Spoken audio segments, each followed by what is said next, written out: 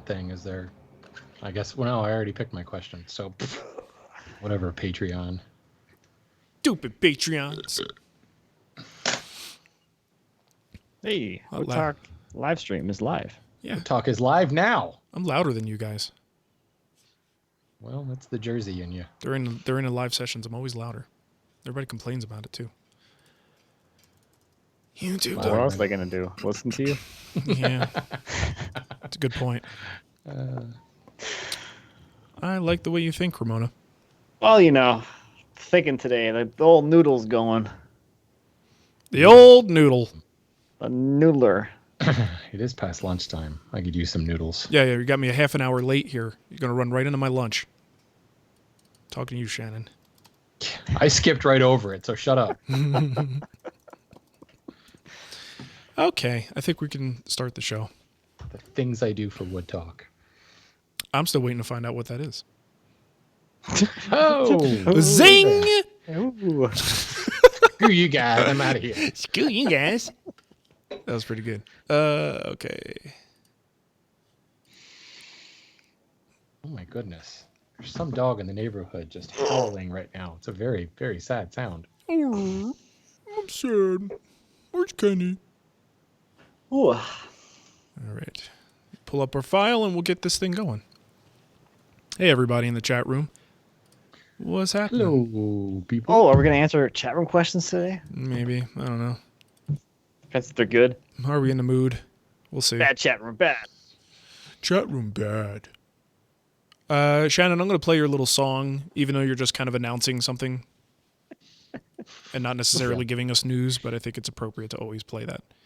You just like to play the I do. song. That's fine. I don't think I'm ever going to beat last week's segue, though. When I said, speaking of boring. Speaking of boring. I like the fact that everybody likes to come to your defense now. Emerald Ash boring. Aha! That's a good one. I don't think we're gonna top last week's show. No, last week's was pretty good. Let's just retire this thing because I think we're done. It's not going to get any better. No possible. That's right. Yeah. Have you seen some of those lumber industry questions in the forum? No. Like, hello, let's start a politically charged conversation that will alienate at least half of the audience, if not more. I'd like to avoid that. I'm thinking I'm not going to touch some of those. It's a good idea. All right, let's do a show. Woohoo. Welcome to Wood Talk. Now here are three guys who like to take big pieces of wood and make them smaller. Mark, Shannon, and Matt. All right, it's Wood Talk number 379 for May 1st, 2017. On today's show, we're talking about router cut mortises, demystifying plywood, solid or ply for a bathroom vanity. And we'd like to mention that today's show is sponsored by a very special company, one of our favorites, Brusso Hardware. Be sure to check out Brusso's Photo Extra newsletter. This is a weekly update from Brusso dedicated to customer-submitted photos. Brusso's customers work on detailed projects including ring boxes, humidors, keepsakes, gun boxes, and furniture, of course. It's an excellent source of inspiration for your next project. The newsletter is short, quick, and has great photos. It's also delivered right to your inbox. To sign up, visit brusso.com/photoextra, all one word. That's brusso.com/photoextra. Matt, what do you have great to say about Brusso? Okay, so I used their knife hinges on a TV cabinet that I made about 5 years ago. They still work. The cabinet has not fallen apart. They have not fallen off yet. Good news, everyone. Great. Yeah, I just figured I'd throw that on Matt and see what he did with it. Good job, though. I'm quick today. Yeah, that was really well done. Mark. Hot potato right back at you. Yeah, perfect. All right. So and I used to have a box in here that had Brusso hinges on it, and I think it must be in the master bedroom now. So sorry. Honestly, what's going to happen is if in like hundreds of years, when the wood just eventually disintegrates, you're still just going to be left with a nice little pile of beautiful Brusso brass hardware sitting there, like untouched. Right. And there'll be a post about it on what exists for the internet then about, ancient wood shop found. Yeah. And look, this guy just put all these beautiful hinges to waste. He should have used them in a project. That's right. A big pile of hinges. The only thing left intact are the cockroaches and the Brusso hinges. They'll still be there. That's a good marketing slogan. You like that? So tough. It lasts as long as roaches. Yeah. So you can use that Brusso if you want to. Just you have your people talk to my people. All right, speaking of people, we'd like to thank a few for helping us out over at Patreon. That's patreon.com/woodtalk. And let's see, we've got John Fitzgerald, William Graham. We got a question from William I think it's like a what's new we'll talk about later. Grant Feldman, Brian Rupert, Chuck Rice, Mike Savoy, Jamie Ray, and John O'Brien. So thank you so much, folks, for helping us out. We really appreciate that support. And if you go to patreon.com/woodtalk and look at the different ways you can contribute, the different levels you can contribute, you can get some cool stuff back. And it's our way of saying thank you for helping support the show. And of course, we'll also mention your name at the top of the show like we did for those fine folks. All right. I think we should get into... Promise not to pronounce it correctly. I do promise that. Unintentionally or intentionally, I will never reveal my secret. But let's get to what's on the bench. So... I'm working on my dining chair still, got the legs done, had a really rough week with the family and ER visit with Mateo, and it was just, everybody was sick. Everybody but me and Nicole, actually. So my kids and dogs are all having problems, so it was just a really rough week. Had to cancel Friday Live, and I was able to work this weekend, which was really nice just to kind of play some catch-up, and got the chair legs done. They look pretty good, but I'll tell you, SketchUp just does not prepare you for what you're going to see in an actual piece, especially when you're talking about curved legs that then get rotated. So you need to see what is the effect of that curve as we rotate them around. What does that do for the splay of the back of the chair? And that's kind of what we're confronting at this point. It looks pretty good, but I'm talking to one of our guild members about he's kind of building along with us and seeing what his results are. And he wants more splay. I may want a little bit less. So it's kind of fun with this going back and forth prototyping thing. It's pretty neat. But nothing dramatic going on there. I did get to play in the snow in very late April, almost May, so that was a little bit of a surprise. Thankfully, that outdoor table was finished, so when it had 8 inches of snow sitting on it, I wasn't too worried about it. But here's the thing. When it snows this late in the season, obviously this is a common thing around here, not all, but most of the trees now have leaves on them. So what happens when they get dumped on with big wet snow? It just breaks branches all over the place. So I got my Cremona on, and I took my little tiny one-handed reciprocating saw from Milwaukee, battery-powered. I went out there, and I was cutting logs, baby. Now, granted, they were twigs and branches, and it was just a tiny little saw. But I kind of felt like Cremona for a little while. Did you quarter saw them? I did, of course. Why not? If you're going to do it and you give it to the garbage man, you may as well have it looking good while you do it. So that's gonna be like the new trend. Like if you go on Instagram, there's a couple of guys making like really miniature tools. Yeah. That'll be the new thing. Miniature sawmills. Yeah, well, you know what I'll do? Miniature lumber. I'll just go get some toothpicks and I could sticker and stack my twigs. Just make a little. Just reminds me, I got a request for quote the other day at the lumberyard they wanted, was it maple? Yeah, they wanted maple logs sent to them, like 25,000 board feet equivalent to be made into toothpicks. Really? That's a lot of toothpicks. Dang.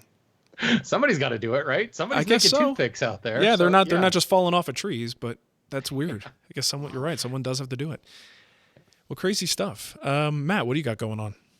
Wow. Well, I think I'm going to derail things real quick here before I lose this thought, because I'm not going to have the mental capacity to remember to bring this up later. Sure. So I was doing some finishing last week. I was getting some finish applied to the mattress support slats for the bed. And about like maybe a third of the way into finishing, I realized I really had to pee, like really bad, like all of a sudden. And then I'm like, I can like take my gloves off, put all my stuff down, go inside and take care of that. I'm like, I'm just going to stick it out. I'm already into this. Let me stay out here and keep finishing. Well, of course, when you have to go, you kind of like, your mind kind of wanders. And I was thinking to myself, how awesome it would be to have a bathroom in my shop, because I wouldn't have to go inside. I could just quickly go in there, unzip, let it out, let it fly, come back. And you don't have to go anywhere, real quick back to work. And I was like, Mark used to have a bathroom in his shop.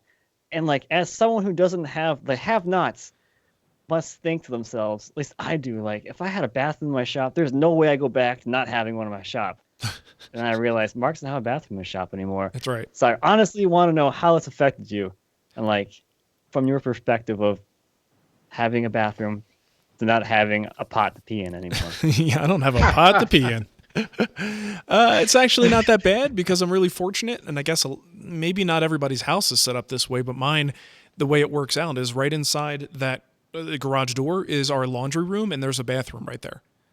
And not only is there a toilet and a sink in that bathroom, but the laundry room has a slop sink, and it's a stainless steel slop sink. So, like, in case things get messy. Yeah, well, no, I'm not talking about like defecating in the sink.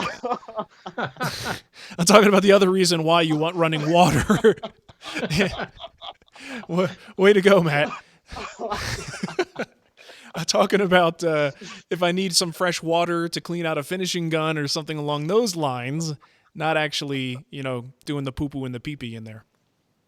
But yes, so to answer your question, it has not really affected me much at all because it is just a few more feet away and up a set of, small set of steps to get where I need to go. But yeah, and the shop's smaller, so it's probably about the same amount of walk, right? Yeah, really. It probably is. And the only thing that I don't like about it is, even though it is a slop sink and I can't poop in it, I when I do put finish and stuff, or like I'm rinsing finishes or stains, it's still not, it's inside the house. It's not something that I'm going to abuse quite as much as I abuse my slop sink in the shop. So I think more than a toilet, having a slop sink is, I think, incredibly useful in a shop. And that I do miss not having immediate access to. Unfortunately, thanks to Matt, now anytime somebody says slop sink and cleaning up stains, I'm going to think something different. Talk about derailing. Nice job, Matt. Yeah, thanks a lot, Matt. I got this for you. Yeah, and you should probably just look into one of those like bags that you put on your leg and you just pee into that. There you go. You know what I'm talking about? For long glue ups, I think it'd be good. Or long finishing process, that'd be good. A colostomy bag? Like the little bladder, that thing that people put like when they go to a sports game or they're going someplace where they know they're not going to be able to pee. That type of thing. You're not familiar with that? Look it up. It exists. I don't want to. I'm good. I think you just pee in a little funnel and it goes into a tube and down your leg. Keeps your leg warm. In those cold Minnesota days, you'll be fine. Wow. Please tell us what's on your bench, Matt. Oh my God. Please save this. Bring it back. Oh, are we talking about woodworking again? Oh, we are man. Now, yes. I gotta breathe. Work it out. All right. So the next project that I'm working on is the Highboy, and I am in the earlier stages of planning for it. Last week I spent some time kind of going through like the internet and some books and kind of trying to find something I like, or trying to find some parts of things I like to put together. And I realized that like every single Highboy on the internet all look the same. Like, it's incredible how similar they all look. Yeah. Because like on a Highboy, if you want to stay pretty, I don't know, minimalistic or simple to the design, there's not a whole lot of places where you can like change things up.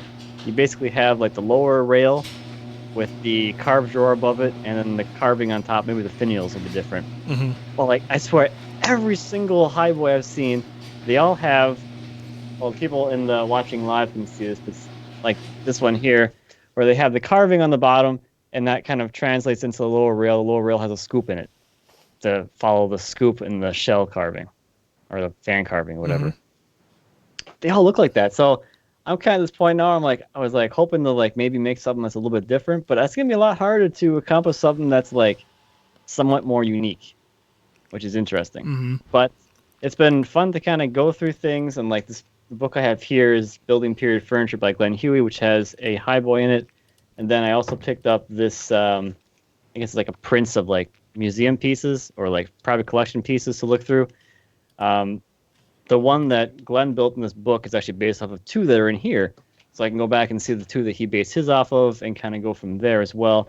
But it is going to be, actually I think it's going to be a really fun project. I'm actually really looking forward to it. It's simple, but it's like complex at the same time because it is just simple, like casework. Mm-hmm. But there's that fun ornamentation side of it as well. It's also large. I think any physically large project like that tends to be a little intimidating to some people if they've never tackled them before. Mm-hmm. Well, in a sense, it is. I mean, it's like 7 feet tall. Yeah, it's large. It's like 4 feet taller than you are. It is. It's really tall. It is taller than I can assemble in my shop. So that's an interesting thing. So what are you going to do about that? Well, it's a lowercase and uppercase, so they will never sit on top. One will never sit on top of the other one in the shop until I get them out of there. But see them side by side. Yeah. Nice. That's cool. I know a lot of people are looking forward to it. And I wonder, too, if you did divert too much from what people expect, like you said, you search for it on Google Images and you get things that all kind of look the same. You sort of run that risk of exactly the same, copies, exactly the same. Yeah, all those same trademark elements that you expect to see. So you got to wonder, if you did completely go out on a limb, would people like it? Would they be like, oh, where's this? Where's that? All the stuff that they're expecting to see there. It's scary. Like how if you go out and look for like Queen Anne High Boys, just look at on the lowercase, the lower rail. They all are like exactly the same. They all have exactly the same look, and they all have the same exact curves. And you're like, okay, how do I make this somewhat unique without going too crazy with it? So don't make them curved. Just make squares. That'll look good. Oh, I can do like 3x3 block legs. Cabriole legs. Just square everything off. Skip the carving. Use the square stock. Good to go. Just call it modern. It'll be fine. There you go. That's all you got to do. Just call it modern. Nice. Well, either way, man, I'm looking forward to it. Getting excited. I want to get my chair done so I can watch you build this thing. It's going to be awesome. Come over and watch? No. I'm just waiting for you to send me the videos. By the way, sending me the videos well ahead of time. Hint, if you know what I'm saying. Hint, wink, wink. Yes. Nudge. He's only going to come over if you install a slop sink. That's right. Because I got to have somewhere to pee. So yeah, just don't make it too high because it's difficult to swing it up there. You know what I'm saying? You got to get that arc angle right. That's right. That's true. But then you're always at the end. You're in trouble no matter what you do. Matt's pretty short though, so you probably have the same issue of like trying to go to the bathroom in like an elementary school bathroom. Yeah, like the toilet. The toilet's in Mateo's daycare. It's like. Yeah, there you go. Perfect height for me. And we've come back. Good to know. All right. Full circle. Back to the potty talk. That was my fault. Shannon, what about you? Building some drawers and taking solace in the fact that I've spent a lot of time recently just kind of doing, well, like Matt was saying, like the decorative elements of something. And it's kind of actually fun to go back to like the meat and potatoes of a project, just building drawers, couple boxes, dovetails at the corner. Mm-hmm. It's a overlay drawer. So hardly going to say, is it crazy, but a little wrinkle there and the fact that you've got that rabbit and dovetails put into it, but it's easier not to fit it. Yeah, exactly. It's like it's so much easier. I don't have to like worry about gap or any of that stuff. I was realizing that, going, man, this is easy. I should do all my drawers overlaid like this. Totally. That and the fact that the dovetails are half blind, so like most of it's unseen. So it's like you can undercut the crap out of it and still have it be perfect. But nice. It occurred to me, you get to that point in your woodworking where like you don't really need a whole lot more tools, but you're still picking up tools, and you start to find yourself picking up like highly specialized tools for very specific things. And drawers are one of those things where I have a plow plane that's specifically for drawer bottoms. It's a fixed fence that creates a 1/4 inch groove, a 1/4 inch deep, a 1/4 inch from the bottom of the rail. So it creates drawer bottom grooves. Mm-hmm. I have a panel raiser that specifically raises small panels for drawer bottoms. I'm thinking, oh, nice. Like, this is what's happened. Like, it's no more I need a jack plane or I need a couple extra chisels. It's like now I need, a tool that only does this one very specific thing. But boy, is it fun when I can pull it out. You just like crank out this stuff because there's no setting of anything. No setting of fences or depth stops. You just grab the plane until it stops planing. Same thing with the drawer bottom plane. So it's like, I don't know. I guess that's the next stage in my woodworking evolution. Just start to buy more and more specific single-use type tools, I can see that in like the power tool alternative being having like two tools, the router table always set up with a flush trim bit, and then another table saw always with the dado stack. Right. I've thought like I would never be able to do it. Yeah. I thought that would be a great thing, like for efficiency. If you were in a production shop, that would be awesome to have. Yeah. Well, and I think ultimately as like hobbyists, we're all over the map with the stuff we build. But like you look at the guys that do, the first thing that comes to mind are Windsor makers, but chair makers in general. Look at Brian Boggs' shop. He's got specialty designed router jigs that do the weird angles and things like that. And if you really specialize, you can totally geek out on like the single purpose type tool, and make it as foolproof as humanly possible. Sure. So, yeah, it's kind of fun. It was just this weird thing where I've been kind of on a kick about, utility tools and stuff. And then I look on my own cabinet and go, yeah, I've got a plane that does nothing but plow grooves for drawer bottoms. And I have a panel raiser, which is a luxury tool to begin with, but not just a panel raiser, a drawer bottom panel raiser. It's like, Right. Yep. I'm the problem. Not now the I kind of solution. want one of those drawer bottom razors. Yeah, see? Dang You know what I it, mean? Shannon. You get to that point where you're like, well, because the tool lust, the tool acquisition disorder never goes away. Oh, Yep. it doesn't. You just It's run out of just- stuff to buy. Right. Nobody, Well, it's like- nobody tell you otherwise. My everybody. Veritas shooting plane. The last thing I needed was a dedicated plane for a shooting board. But it's just awesome. And don't get me wrong, it works better than the other planes I was using for it. But yeah, I totally didn't need that. But I kind of did. You know what I found helps with this, though? If you can get into other things, maybe hobbies, but stuff around the house. So because I just moved from a place where I never really had to worry about cutting my lawn. We had a service for that. We actually did have grass in Arizona, but it was just too hot. Well, now there's all kinds of yard work that needs to be done, and I'm satisfying my tool desire by getting like gardening tools. Being loppers. And the way I used to like go around, Rockler and just walk around, just that feeling Like that you get. Milwaukee reciprocating saw. Yes. And I can now go to Home Depot and walk around the gardening aisles and just be like, oh, look at that. Oh, look at that. Oh, that's so cool. And yeah, it's kind of scratching that itch for me, but in a completely different area. It's true. I just went out and bought a new fly rod. So yeah, I feel you. Now it's like, okay, well, what do I need to go with that? Right. Exactly. 'Cause that's just what I need is another fly rod and Yep. another reel. And next thing you know, you're laying in bed, you're watching how to mulch around a tree videos, and it just gets out of control. I could pretty much say with certainty that that's not going to happen. I can't stand yard work. Yeah, you man. and your allergies. Well, yeah, there's that. I developed a grass allergy, for those that don't know, like I think when I turned 40, and I fought it for like a year, and it would be like I'd cut my grass and I would be just physically ill for like a week after it. Finally, I was like, I wonder if they're connected. I'm gonna have to let Got Nicole know that tested. There I've you go. developed a laundry allergy, and let's see what Yeah. else. What else do I not want to do? I have a vacuuming allergy.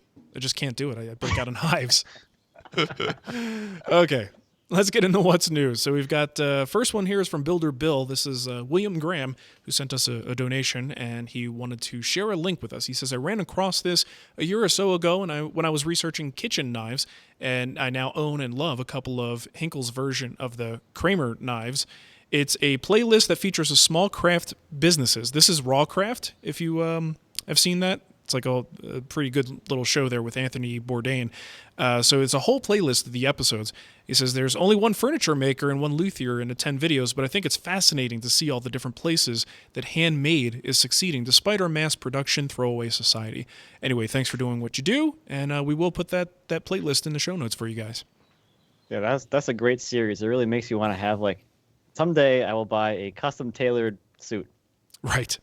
I'll Just never be able- because. I don't know when I'll be able to afford that, but speaking of things I really want, because I know what went into it now, I want that. There you go. I want that experience. Yeah, I mean, it sounds fun. I don't know what the hell I would do with it, though. I don't know. Get You would- measured you by a would- tailor and you would look- experience definite cuppage. You would look so good, though. You think so? Guaranteed look good. You know what? It There's would be perfect for you. You know what? If I don't look good, you don't look good. Isn't that one of the Men's Warehouse things or something like that? How ironic. Yeah. Custom tailored suits to Men's Warehouse. Yeah. There you go. That's the same thing, right? All right. Sure. Sure, exactly. Do you guys like Bourdain? You watch some of his shows? Oh, yeah. I think he's I've great. watched this with him. His very good in this. Parts Unknown is fantastic. I think it's on Netflix right now. So for anyone, I mean, it's more about travel and food and stuff like that, and different countries, and it's just very informative. I really like it. I don't know about you, but travel is about food for me.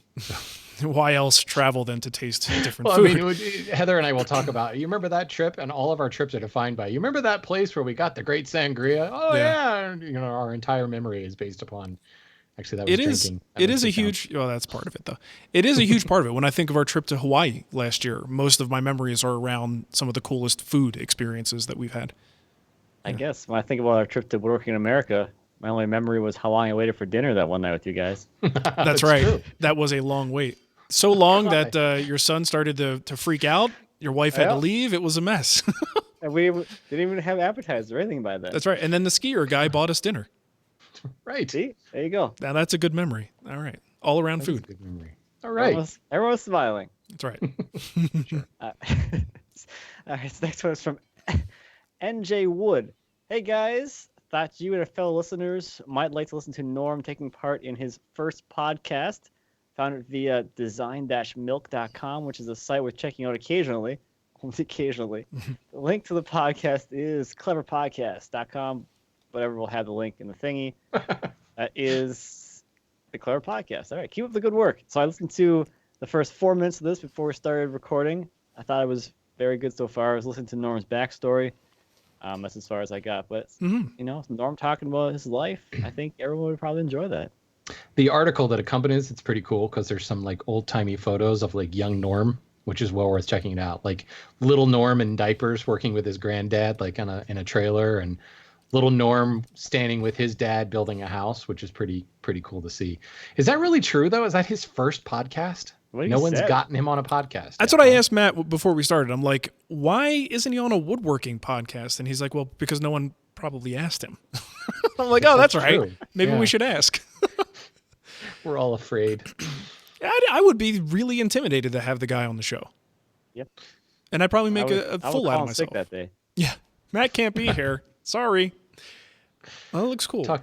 I talked to him about that one episode when he used a hand plane. Remember that? Remember when you did? Remember that time you used the chisel? That was so good. Oh, yeah. The good old days. It got me started. I am the woodworker I am today, using all hand tools because of the one time you used the chisel. Actually, I think the best thing you could say to him is, I could have built that stuff too if I had those tools. Oh, there we go.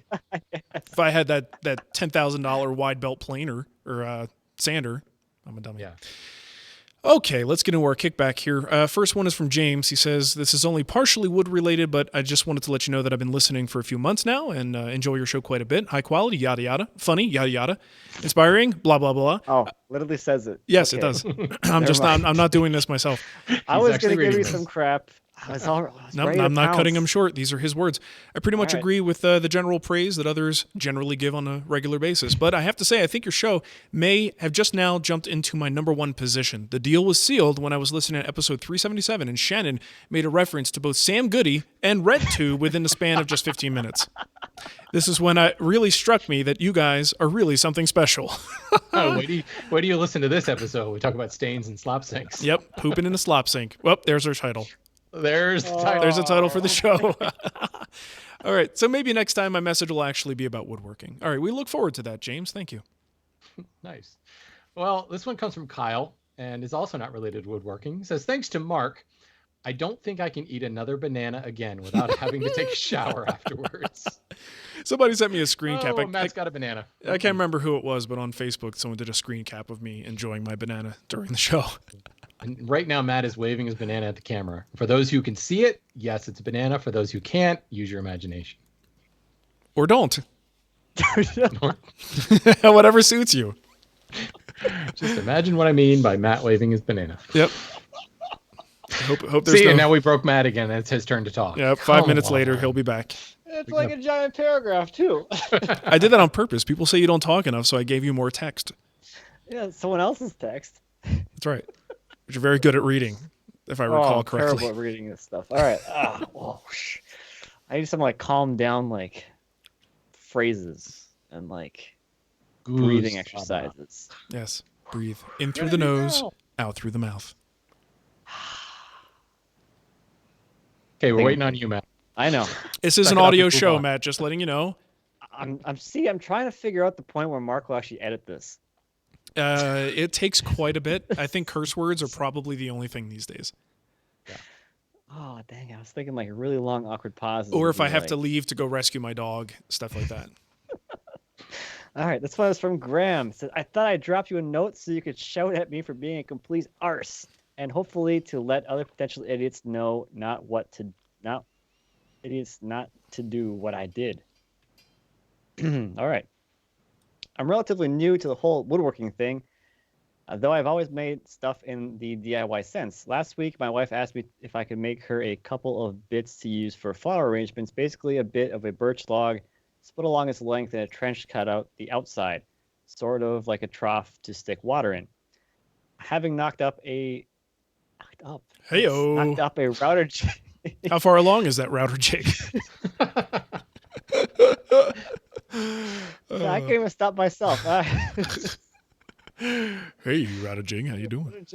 Previous project. Thanks for the idea, Mark. I split the log, nice. double stick taped it down, and got my biggest router bit out. Sadly, it wasn't long enough to get the depth required. Oh boy. So thinking that must resist. so man. yeah, I can't do it. You need me to finish this for you, Matt? I got it. Just a second. Although I feel that the next part's gonna be hard to say too. So thinking that it's held in by the collar by a lot of metal, I loosened it off and pulled it out about a quarter inch or so. Mistake. It lasted while I was tickling a small amount. It's like a serious safety point here right now, and Matt's just laughing through the whole thing. Control yourself, son. Someone here is just a literary genius, all right? It's not me, all right? I just read how awesomely put the stuff is. Mm-hmm. Okay, so it's tickling the last small bit of wood off the bottom, but as soon as it touches side and put the full length of the cutter in contact, there's a clunk and clutter, shot out the machine.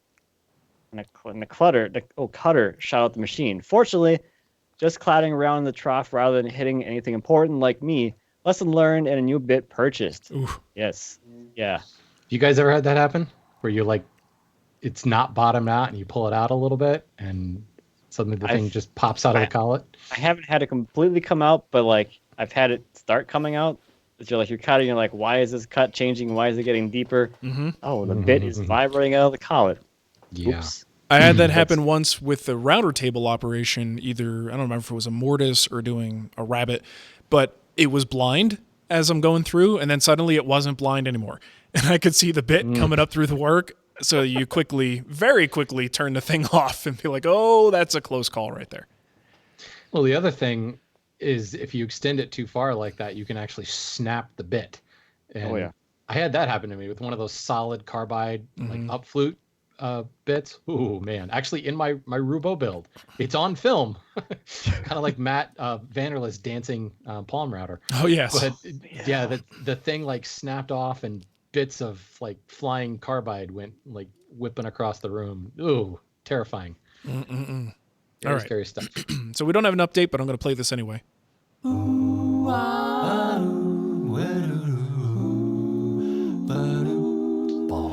Shannon's Lumber Industry Update.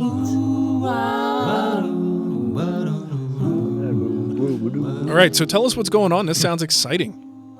Well, first of all, there is a little bit of an update. We did talk about that plywood, or excuse me, the softwood tariff a month ago. It is official now. Okay. So for those of you that missed some of that last week, the all softwood coming out of Canada now costs more. Yay! Woo! But you heard it here first, people. We were ahead of CNN by a full month on that one. Hey-o. Now, there are always, every single week, my inbox fills up with questions about lumber. Like, what about this lumber? Buying this lumber? How do I do this? What do I do at the lumberyard? What's the lumberyard etiquette? So, what's lumber? What is lumber? What is lumber anyway?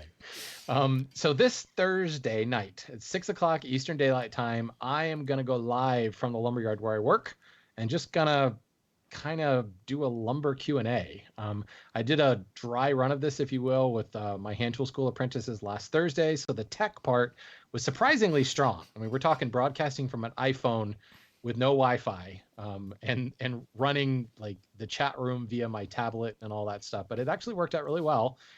Quality came out pretty good. So I'm looking forward to just firing up the cam and say, hit me with lumber questions. It could go disastrously wrong without any particular agenda, just kind of waiting for people to ask questions. But based on the number of questions that we even have waiting in the Wood Talk forum response, number of questions about lumber and if I can demonstrate or illustrate kind of how lumber is graded or how it works, how it runs the lumberyard, stuff like that, I'm happy to do it. So Renaissance Woodworker channel, YouTube and live, that's all they love is live right now. So I'm sure you'll have no problem finding it. If you subscribe to the channel, you'll probably get a notification when I go live. But 6 o'clock Eastern Daylight. For those of you on the West Coast, I'm sorry, but I have to do it when it's actually daylight outside. What a jerk. I waited. I know. I waited until 9 o'clock to accommodate you guys. It's inconvenient for me. Well, sucks to be you. So what kind of data plan do you have? Because I've done a few live things on my data plan, and I get myself in the trouble pretty quickly with that. Oh, you mean like going over? Yeah, like caps. Oh, I'm unlimited still. I have like the old grandfathered AT&T unlimited plan. But then they changed that to like eventually you get knocked down to a lower tier of speed where you still get data, but you get if I get knocked throttled. down, I get back up again. Oh, that's a good plan. Oh. I like that. Oh. I like the way you think. I like your positivity. My tub thumping moment. Yes. You know what? No, I mean, I haven't done a lot of live via the phone other than like the quick 2-minute type thing. But I mean, this last Thursday, I went for 55 minutes. It was supposed to be an hour. I was actually early for once. Wow. But then again, I haven't gotten the bill. We'll find out Thursday yet. So maybe I'll be eating my words. But no, I mean, I Sorry, tonight is canceled. Sorry. Shannon got his now bill. Costing us $1.75 a minute, which is much more than those 900 numbers I used to call. Ew. Did I say that out loud? I did, didn't I? Yeah, you did. All right, let's get into our Just trying to voicemail. beat the Sam Goody Red Tooth reference. Right. Constantly working. Actually, we don't have any voicemail, but if you want to leave us one, you can do that. Just call us on Skype. Wood Talk Online is our username, and you can also email us a voice memo message. I think that's actually the best way to do it. Right on your phone, woodtalkonline@gmail.com is where you could send those. And let's get into our email here. There was actually somebody who left us a comment or a forum response or something like that saying, how do I leave you a voicemail? I don't have Skype. That's how you do it. Pull up the voice memo app on your phone. If you don't have a smartphone, then I'm sorry. Or get Skype. I mean, if you have a smartphone, you could just get a Skype account and do it through that too. But yeah, I mean, the voice memo thing is the easiest way, frankly. Yes. Okie doke. And the highest quality as well. So let's get into our emails here. First one is from Mike. He says, thanks for making a great show. Looking forward to hearing Mr. Cremona's laugh again soon. Well, you got that in spades today, my friend. You got that. You got plenty of giggles and silence. All stuff that makes for a great audio show. Okay.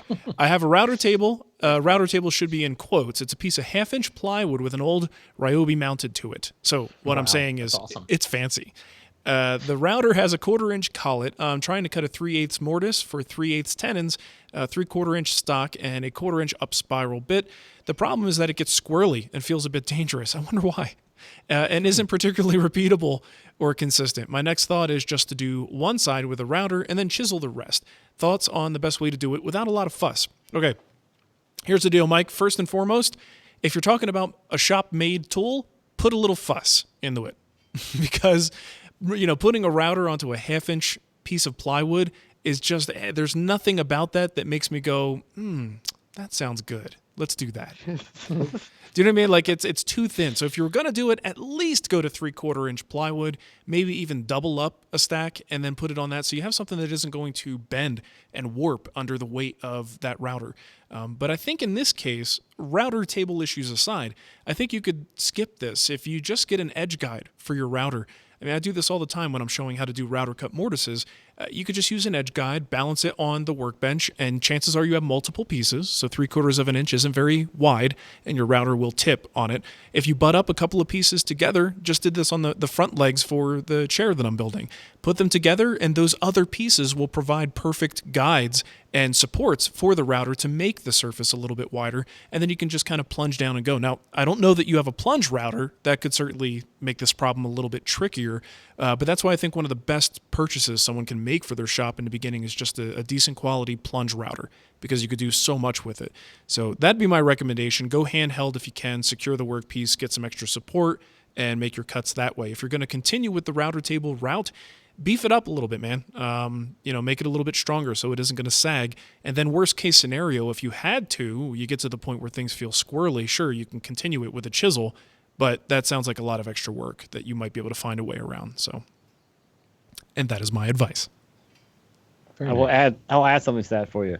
If it feels squirrely like that, I would just take a drill bit, drill out as much of the waste as possible, and just use the router for cleanup. Mm-hmm. Because all that squirreliness is you trying to remove a lot of material with a tiny bit, most likely. Yeah, and also if you do that, you have to pay very, very careful attention to which face you're cutting with the bit, right? If you clean out that middle material and then you touch the wrong face to the bit on the wrong side, you are going to have a serious problem. And I think that does get a little bit confusing if you're not thinking about the directionality, right? That can be very scary if you're not careful. Things will get very squirrely for you very quickly. Squirrely ain't the answer. There's a whole different level there. Squirrely missile. Yes, you will make a wooden missile. So, okay, Matt, you're up.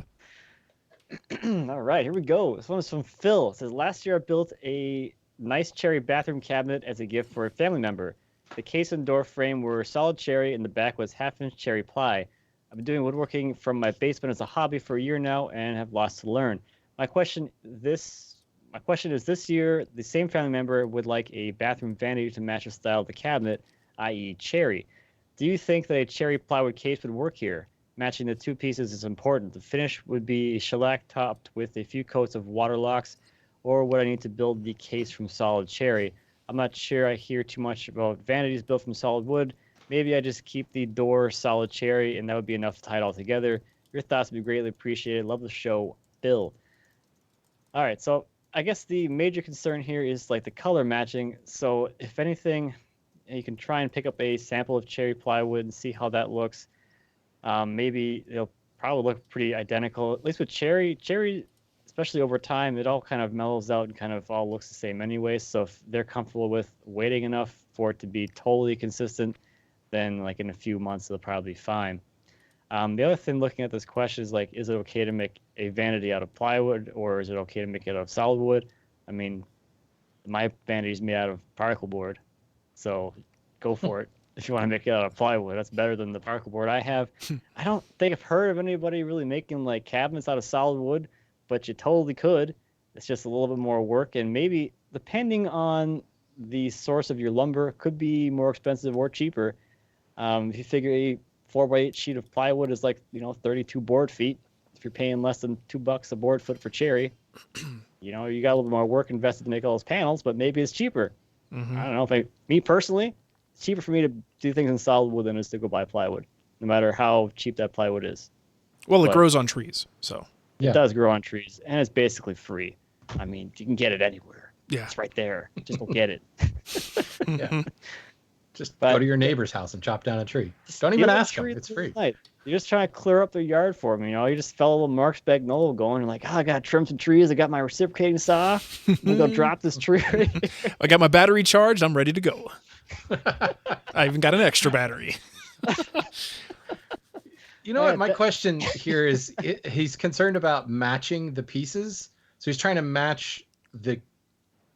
Oh, wait, he does say bathroom cabinet. Okay, sorry. Yeah. For some reason, I got kitchen cabinet on my mind. I'm thinking, who cares if it matches? One's in the bathroom, one's in the kitchen. You'll never be able to see it together. Totally different lighting. I mean, you're sitting there pooping with the door open in the slop sink. You might be able to see the kitchen cabinet. That's right. And you need that view to be consistent. It feels to me like even if he did want to do it in solid wood, especially if we're talking like a classic sort of built-in alcove setup for this, that it would be a waste to use solid wood. Like you want the stability and the sort of permanence that you get with plywood, and the stuff that you see and interact with, that's where you want your solid wood. Yeah. Especially, I don't know if it's just like a powder room, but if it's like a full bath, it's gonna be a lot of moisture in there. Mm-hmm. Every time somebody fires up the shower, the humidity is going to go through the roof in there. So something more stable would be good. I think so.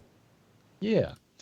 Well, speaking of plywood, Greg wrote in and he says, I'm new to the craft. I'm not a true woodworker because I haven't done a mortise and tenon yet. Oh, okay. Love it. He doesn't have his badge.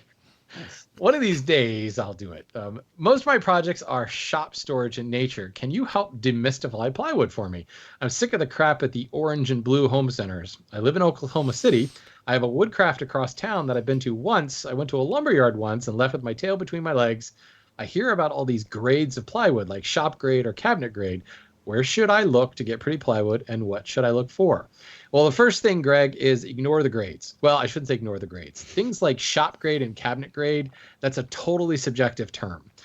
Plywood grading is essentially a, hardwood plywood grading. I'm not talking about some of the softwood stuff, the the potato chippy stuff that you're going to get at the orange and blue stores. Hardwood plywood is graded with a letter and a number designation. So A1 would be a good example. It's not just steak sauce. It's also high quality veneer on the face and a number 1 quality veneer on the back. So you could get an AA panel if both sides needed to be, both sides needed to be visible. But for the most part, plywood is one of those things where it's just only one face is really important. I mean, even in the case of like the Vanity we were talking about in the previous question, one face, if it's built in, is going to go against the wall. So maybe you put the pretty face towards the inside of the cabinet. But the other face is going to be invisible. So for the most part, there is face veneer and then there's back veneers. And that's where the A1, B2, D3, whatever. When you start to getting down into C and D veneers on the face, that's when you start to see the shop grade designation come in, because it's not as pretty. And you can fall down the rabbit hole of exactly what does the A, B, C, et cetera mean. It's basically dependent upon the percentage of allowable defects and what those defects are. The fact of the matter is, when it comes to buying good quality plywood, you truly do get what you pay for. So for hardwood plywood, $65 is probably about minimum. Maybe not minimum, but it depends on where you're on the country. But $65 for a sheet of 3/4 inch hardwood ply is probably about where you're going to find most of the suppliers coming down. So if you run into another hardwood panel and it's $45, something's different. More than likely, maybe the face grade is not, maybe it's not as high. Maybe the face grade has seams in it and the other one wasn't seamed, or more than likely it's the core. Something is off with the core. Something is different with the core. There's less glue in the core. There's all kinds of things. Making plywood is not any kind of top secret thing. We know what the 11 herbs and spices are for plywood. And if you follow the recipe, you can get an expensive panel. If you need to reduce the price point of that panel, maybe you skip a few corners and you end up with a cheaper panel. So for the most part, if you're shopping and you have that $65, even $70 price range in mind, again, this is 3/4 inch hardwood ply, you're going to get a decent quality panel. If it's dramatically more expensive, you have to ask yourself why. Why is that more expensive? Is it a combi core, meaning it's got MDF and veneer layers cross-banded, which is really, really stable? Is it an MDF core? Is it a veneer core? Or what are the veneer faces? The veneer faces tend to hike the price up more than anything else. So if you're looking for a cherry hardwood panel, you might just get a rotary cut veneer, or you might have like a quartered sequence matched panel, which now suddenly you're in a $90 panel because of that. Face veneer is so much more expensive. So it's really a matter of matching price points. And you'll find that one supplier to another may have totally different plywood supplied by different people. But again, it's a 3/4 inch A1 cherry panel, but maybe the price point is different because one was from Columbia Forest, the other one was from somewhere else.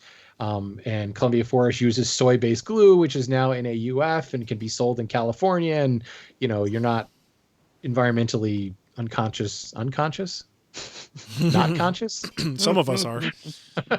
Whatever. It's an environmentally friendly panel, which brings its own price point. So again, focus on the price point. There's really not a lot of reason for a panel to be that much more expensive or that much cheaper unless something is missing from it.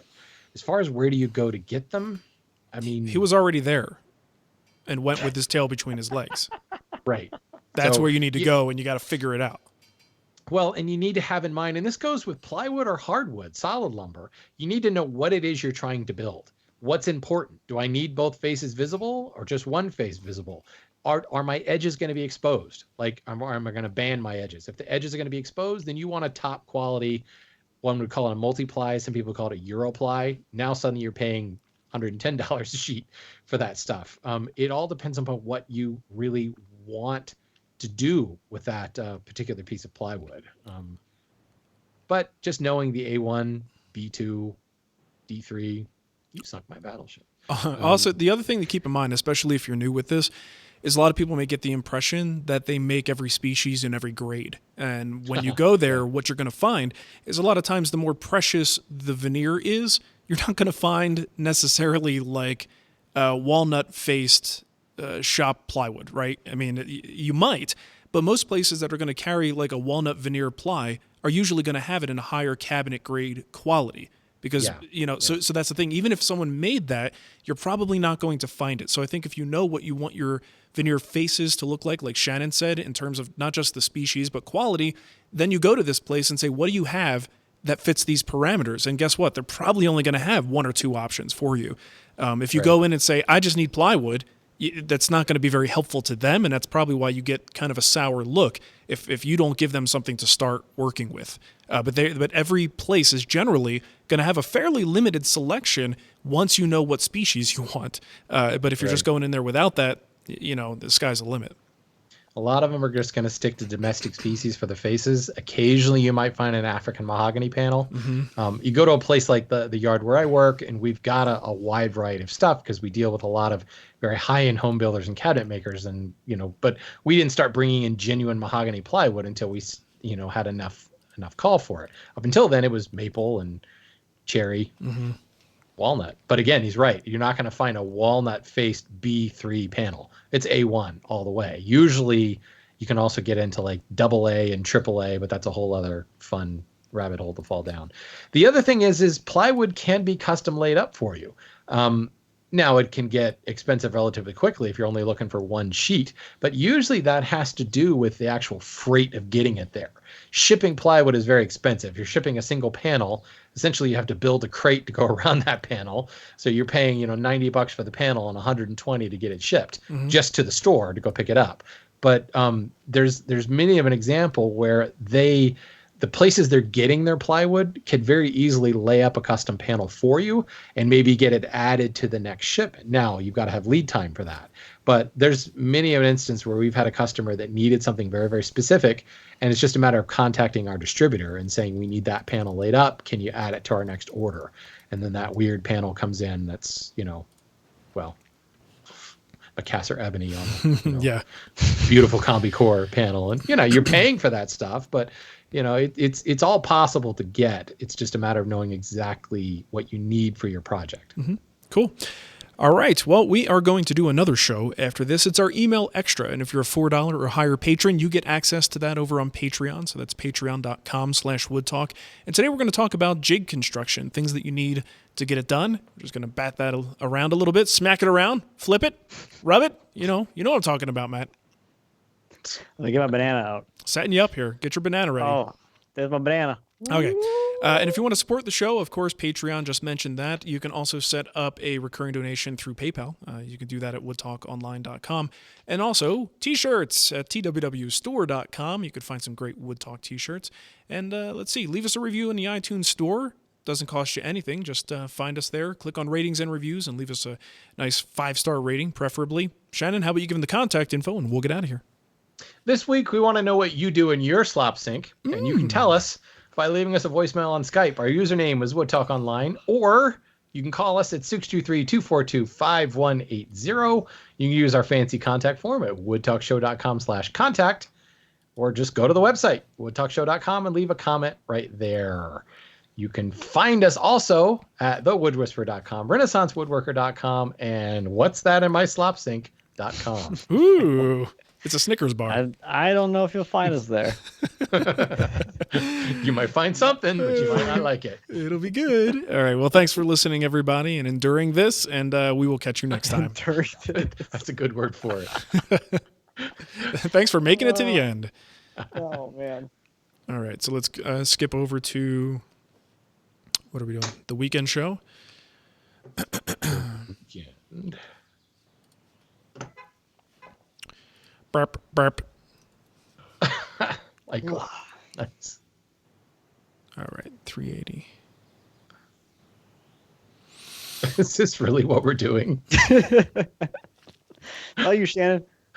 You guys have stuff to add to this? Yeah. I got a perspective on this. Sorry. Okay. I didn't write it out. We have a perspective on your life. Is this just me talking? Yeah, enjoy it. You want to do that? I'm going to go get a drink of water and see you in about 10 minutes. All right, let's get this ready. That's all you get. It's 10. Stop by the slop sink on your way in. Yep.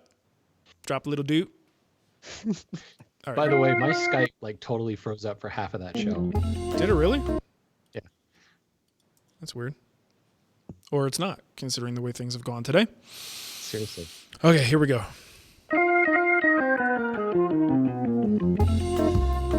Welcome to the Wood Talk Weekend Show. It's time to unbutton those pants, crack open a fresh grape soda, and let the soothing sounds of Mark, Shannon, and Matt caress your ear holes. All right, it's Wood Talk number 380 for May 5th, 2017. It's a weekend show. It's the weekend. Yay! Woohoo! So Michael So Schumacher. excited. Yeah. Michael Schumacher wrote in. He says, if Shannon didn't have his hand tool school, would you have been more of a hybrid woodworker doing commission work? And, I don't want to throw this totally on Shannon. I thought this is an interesting question to say. If we weren't in the position of, I guess, making this content business with our work, would we still use the same techniques, tools, and things that we currently are known for? Or would our shops and our habits in the shop look different than they do today? So because the question was directed at Shannon, I'll throw that at him and let him kick it off here. Sure. Nothing would change. That's one of the things that I think if you're in content generation, if you don't do something you enjoy, you're never going to last. Mm-hmm. So whether the camera's on or off, I would still keep working the same way. If I had to be on while I was on camera or do a technique that I wouldn't normally do, there's no way that would persist. So yeah, I would keep working the same way. The reason I got into hand tools is because I love that style of work. I love the history behind it. So there's no reason why I would change anything. A perfect example of that is I bought a 20-inch planer because it was like, you know what? Well, actually, if I wasn't trying to produce content a little bit quicker, maybe I wouldn't have bought the planer. I don't know. Maybe I would, but there's a point where I just got to get some stuff done, and that planer really helps me there. But no, I don't think I would change a thing. But I mean, part of your restriction as well is space.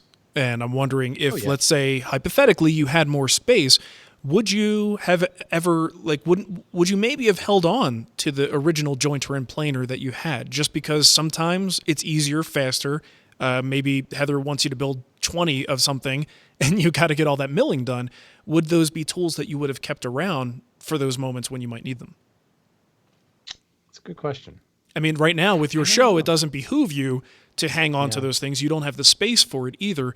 So that's part of the problem as well. But there's got to be times, just being, a human being alive in 2017, you just don't have enough time to do all the milling that might be required for a particular batched out product or something like that. Well, I mean, the milling example, I think, is not a very good one in my instance because I didn't end up using my joiner that much anyway. Now, maybe that's because it was a 6-inch, but I still find it faster to use the 4-plane knockdown so that it doesn't rock and then run it through the planer. Yeah. I rarely joint, so I don't know that I would use the power joiner. The question really is, would I have felt the need to sell the tools? If I had plenty of room, I probably would have just kind of shunted them off to the side and just kind of, put them in cold storage for a while and see what happened. Just because, we talked about this a couple shows ago, maybe it was last show. You're not going to get very much money for those things, like when I sold them. So it might have just it's like if I had a free storage unit somewhere, maybe I would have just stuck them in there for, sometime in the future instead of selling them at a loss. But I don't know. Yeah, I can't see myself changing the way I would do work because that's truly the way I enjoy working. So. Yeah. So if I'm going slow, Heather can just suck it up and deal with it, lady. It's not costing you anything. Yeah. Nice. Just suck it up. So when you She's made not your in the room with you right now, obviously. yeah, I think she's probably working. When you did make this decision to go hand tools, was there any motivation there for you in sort of offering something unique to the world of woodworking? I mean, I feel like there must have been at least some thought, and I know you too well, that you don't do things in an uncalculated way, that there must have been, hey, this might be my unique proposition in this environment as well. I mean, I guess, but the transition from getting rid of my power tools was very meticulous. It was very, I remember specifically I kept a piece of paper hung on the wall, and I specifically listed the last time that I used that tool. And my rule of thumb was if I haven't used it in a year, then I need to seriously think about getting rid of it. So then it would kind of go on notice, and I would actually mark down, okay, it's been a year since I've used it. Let's see what kind of review, what did I do? Well, the reason I didn't need that tool is I didn't use anything. I didn't build anything that specifically needed it. So I was very careful about what I got rid of and when. And a lot of it came along with me like building skills in other areas. So for instance, the final one to really go was the bandsaw. And I realized that I did not use that bandsaw for cutting curves at all. I was doing other methods for that. So then it was kept around just for resawing. And then I started to struggle more and more with resawing with it and started doing more and more resawing by hand. Then I built the frame resaw that like was faster than my Grizzly. And I was just like, okay, there's no need for this anymore. Yeah. So as far as what was I offering as a unique offering? I mean, I was already there when I still had power tools. Like when I started the hand tool school, if you watch the early videos, there's a bunch of power tools behind me. Yeah. It's maybe not very good for my brand, I suppose, but right. So, I mean, there was a little bit of both going on, but no, I mean, so much of it was purely driven by how I enjoyed working. Just so happens that is a viewpoint shared by many people. And, I do think that going, not cold turkey, but getting rid of the power tools was probably the best thing I could do for my skill development because I didn't have anything to fall back on anymore. You can't fall back, right? Well, and I discovered efficiencies that I would have never thought of before. And to this day, I still think there's a different mindset. There's a hand tool mindset and a power tool mindset. And you approach projects entirely differently. From what is step one for one is not step one for the other. And, I do believe that making that transition was a good thing for me. But yeah, I don't know that I did it specifically for, a unique offering. Right. I think it just kind of happened that way. So Matt, what about you? Let's say you're just doing client work, building stuff you need to build. Would your shop look the same as it does now? I don't think I'd ever do client work. Then what would you do? Seriously. You would Why would I voluntarily do that? So what you're saying is Lindsay makes good money. I would probably just keep working like what I was doing before, and I would still be a hobbyist, I think. So you would have some other day job and continue doing whatever the heck you want to do because that's how you want to spend your time in the shop. Yeah, client work sounds terrible, at least to me. I think it depends on your clients, but in most cases, it probably is.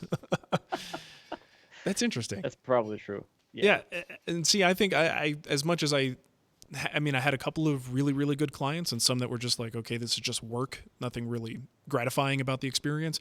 I think I probably still would try to make a living that way if I could, but I do think my shop would look different. I think there are things like, for instance, I look at your jointer, Matt, and I'm like, ooh, that'd be nice. That'd be real nice. You know what I mean? Like there's no doubt about it. If you have a wider jointer, you open up possibilities. And if you're making a living doing this, opening up possibilities could be the difference between staying in business and going out of business. So, things like the domino would be a good example. If I think that the joints produced by the domino are of the quality that I need them to be, then that tool is going to get me jobs faster, and I'm going to get things done faster, and I can move on to the next job, and that's how you make more money. So, there definitely would be, in my case, a lot of things I think I might do differently that I currently do in a slightly slower way. Not Shannon slow, but definitely slower than they could be, and I would certainly be making use of as much technology as possible. It's interesting to think about it because you obviously did that. You did run a client business, but what's interesting is the domino didn't exist. No, wasn't there at the time. Since you've gotten out of client work, there have been actual innovations that really kind of turned that on its head. Yeah, because you're right. That's one of those tools that talk about a time saver. Yeah, for sure. Yeah. So, all right. Well, there you go. This is one of those things you could always leave us feedback on this stuff. We'd like to hear if your shop would look different. Maybe you're a content producer like we are. And does that change things for you? Or are you adopting a certain direction because you think it's good for the viewership, but maybe not so good for if you were doing client jobs all the time? So I guess that's about it. I don't think we'll do contact information today. Let's just close it right here. Let's pinch it off. Okay. Consider it Sounds pinched. good. Pinched. I'm pinching your head. All right, that's a show. Let's do our email extra so I can go eat some dang lunch. All right, people who are watching us in the chat room, thank you so much. It's so good to see you. I'm going to kill the live stream.